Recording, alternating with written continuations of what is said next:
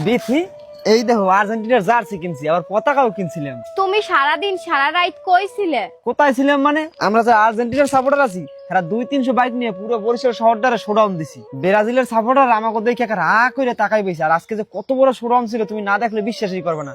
এলাকার বড় ভাই ছোট ভাই সবাই মিলে আজকে খুব মজা করছি। সেই কালকে বাড়ি থেকে বের হইছো আর এখন বাড়িতে ফেললা, তুমি সারা রাত কইছিলে?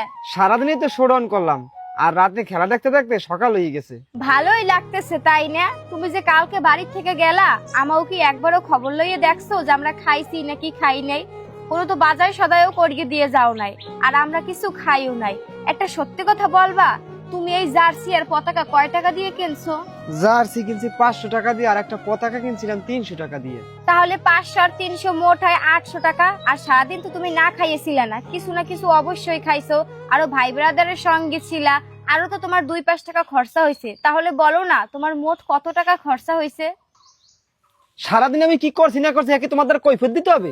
আমাকে কৈফিয়ত দেবা কেন? আমি তো পরের বাড়ির মেয়ে, আমার কথা চিন্তা করলে করলা, না করলে না করলা। ঘরের ভেতরে যে একজন অসুস্থ মানুষ পড়ে আছে সে তো তোমার বাপ। আজকে 8-10 দিন ধরে সে ঘরের ভিতরে পড়া, না আছে ঘরে কোনো ওষুধ, না আছে ঘরে কোনো খাবার। তোমার কি তার প্রতি একটু খেয়াল আছে? আর খেয়াল থাকবেই বা কিভাবে?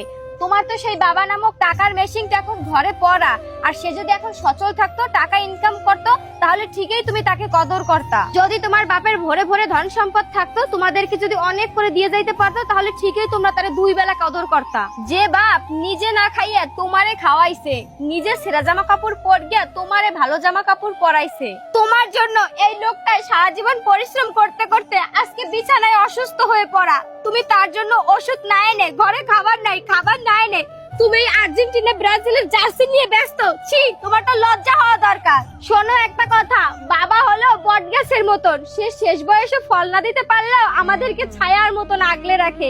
আর ওই বাবা মাকে কষ্ট দিলে সে কখনোই সুখী হতে পারে না। সময় থাকতে আমরা বুঝি না, যখন 2 দিন পর হারিয়ে যাবে তখন ঠিকই বুঝতে পারবা বাপ কি জিনিস।